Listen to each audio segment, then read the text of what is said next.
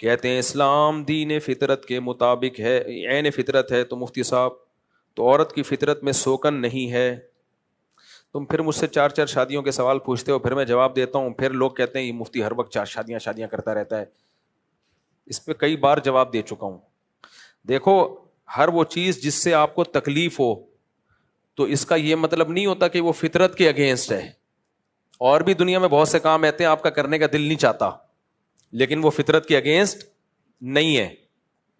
فطرت کا حقیقی معنوں میں تعین اسلام کرتا ہے۔ اگر صرف عقل سے شروع کر دو نا تو مجھ سے سکھ ملے، ابھی کینیڈا میں گیا، وہاں سکھ بہت زیادہ ہیں، تو ان کی داڑیاں بہت لمبی، مونچھیں بھی، وہ تو سب جگہ کے بال رکھتے ہیں۔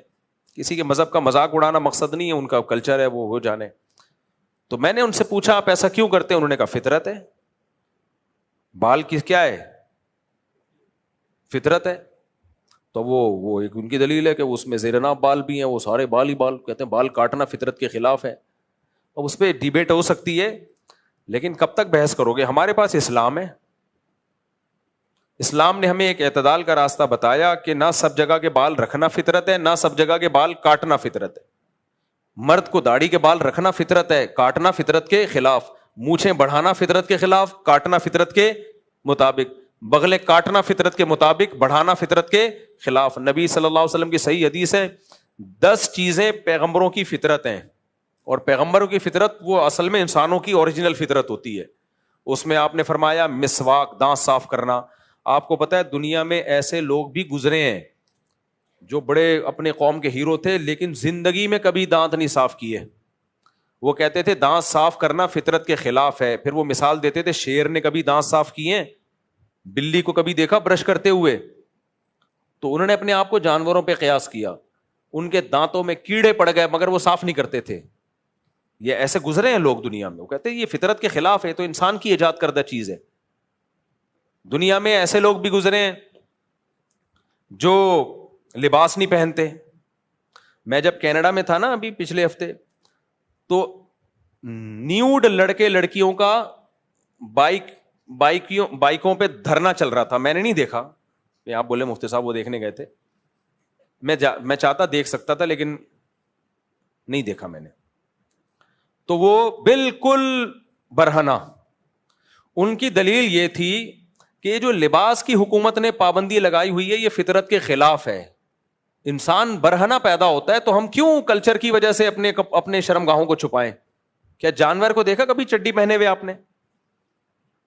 ایک دفعہ چوہا گیا تھا ہاتھی کے پاس، ہاتھی نہا رہا تھا تالاب میں، چوہے نے ہاتھی سے بولا یار باہر آنا، کام ہے آپ سے۔ اب ہاتھی کے لیے دریا سے باہر نکلنا آسان ہے، ہاتھی نے کہا یار مجھے گھنٹہ لگے گا باہر نکلنے میں ہاتھی ہوں، تیری طرح تھوڑی ہوں، نکلا اور چلا گیا۔ تو بتا دے کیا کام ہے؟ چوہے نے کہا نہیں بہت ضروری کام ہے، باہر آ۔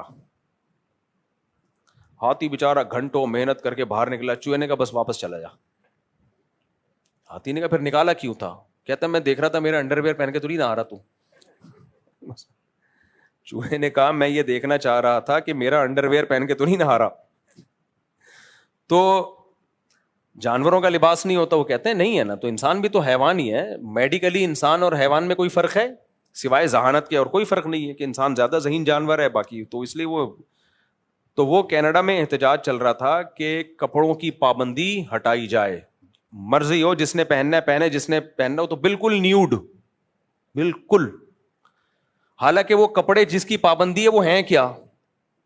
2-3 اسٹیکر رہ گئے، 2-3 اسٹیکروں کو وہ کیا کہتے ہیں؟ لباس۔ اس کی وہاں پابندی ہے کہ وہ 3-4 اسٹیکر چپکانا ضروری ہے، اس کے بغیر آپ پبلک پلیس میں نہیں جا سکتے۔ تو اس پہ احتجاج چل رہا تھا کہ نہیں جا سکتے ہیں، تو وہ کہتے ہیں یہ نیچر ہے، اب کیا کر لو، آپ عقل سے ثابت کر سکتے ہو؟ آپ کہو گے بھائی کیا کیسے سمجھائیں کہ یہ غلط ہے؟ تو عقل ہر فیصلہ نہیں کرتی، انسان کو تربیت کی ضرورت ہے، جسمانی بھی روحانی بھی۔ دیکھو جانور کا بچہ پیدا ہوتے ہی، بکری کا بچہ دودھ پیتا ہے، گوشت کھائے گا وہ نہیں۔ شیر کا بچہ پیدا ہوتا ہی گوشت کھائے گا، دودھ پیے گا، گھاس کھائے گا نہیں۔ انسان کا بچہ پیدا ہوتا ہی گوبر بھی رکھ دو نا وہ بھی کھا جائے گا۔ اب بتاؤ جانور زیادہ ذہین ہے یا انسان؟ بولو نا انسان. تو انسان تو فطرت پہ چل نہیں رہا. اس کے سامنے انگارہ رکھ دو بچے کے سامنے, وہ بھی کھا جائے گا. تمام دوائیں بچوں کی پہنچ سے دور رکھیں. کیوں لکھا ہوتا ہے بھائی بچہ کچھ بھی کھا جائے گا, بلی کا بچہ نہیں کھائے گا کچھ بھی, حالانکہ ذہین انسان زیادہ ہے.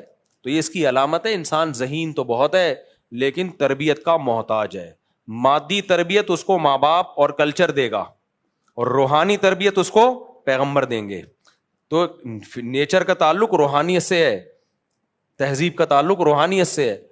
تو تہذیب پیغمبر سکھائیں گے, پیغمبر نہیں سکھائیں گے. عقل نہیں فیصلہ کر سکتی, تو عقل تو کہے گی ننگے ہو کے بیٹھو, عقل تو کہے گی ہومو سیکسولیٹی کو بھی عام کر دو. اگر کسی مرد کا مرد کی طرف دل مائل ہو رہا ہے اور دونوں ایک دوسرے پہ راضی ہیں تو کسی تیسرے کو تکلیف کیوں ہو رہی ہے؟ ان کو انجوائے کرنے دو. لیکن مذہب کیا کہتا ہے بھائی یہ اتنا بڑا جرم ہے کہ پوری قوم کو اٹھا کے اللہ نے پٹخ کے مار دیا. تو اس لیے اللہ بتائے گا نیچر کیا ہے اور کون سی چیز نیچر کے خلاف ہے. اللہ کو اگر بیچ سے نکال کے خود فیصلہ کرو گے تو پھر سردار جی تو صحیح کہتے ہیں, بال بڑھا دو بغلوں کے بھی, زیر ناف بھی, ان کی عورتیں بھی بال ان کے ٹرم بھی نہیں کرتی. چھوٹے چھوٹے بچوں کے میں نے دیکھا ہے سکھوں کے پورے بالوں کا گچھا ہوتا ہے جس پہ وہ پگڑی باندھتے ہیں. وہ ان کا مذہب ہے بھائی, وہ ان کا دین ہے, وہ جیسے عمل کریں. لیکن ہم اسلام کو کیوں فالو کرتے ہیں بھائی؟ ہم عقل کا استعمال ہی نہیں کر رہے اس معاملے میں. ہم کہہ رہے ہیں اللہ نے ایک چیز بتا دی ہے, اور کیسے بتائی؟ اپنے پیغمبر کے ذریعے. اور پیغمبر کا پیغمبر ہونا عقل سے ثابت ہے, اس میں ہم نے عقل استعمال کی ہے. محمد صلی اللہ علیہ وسلم کی سیرت پڑھو, آپ کی تعلیمات دیکھو, اور جس طرح اللہ نے آپ کی تعلیمات کو محفوظ کیا تو آپ کا پیغمبر ہونا ثابت ہو گیا. جب ایک دفعہ آپ کا میسنجر آف گاڈ ہونا ثابت ہو گیا تو پھر آپ کی ہر بات پہ دلیل کی حاجت نہیں ہے. پھر آپ سے دلیل مانگنا ایسے جیسے اللہ سے مناظرہ کر رہے ہو آپ, تو اللہ سے آگے تھوڑی نکل سکتے ہو. تو اس لیے ٹھیک ہے عورت کو سوکن کی تکلیف ہوتی ہے, لیکن تکلیف ہمیں اور بھی بہت سارے کاموں میں, نہانے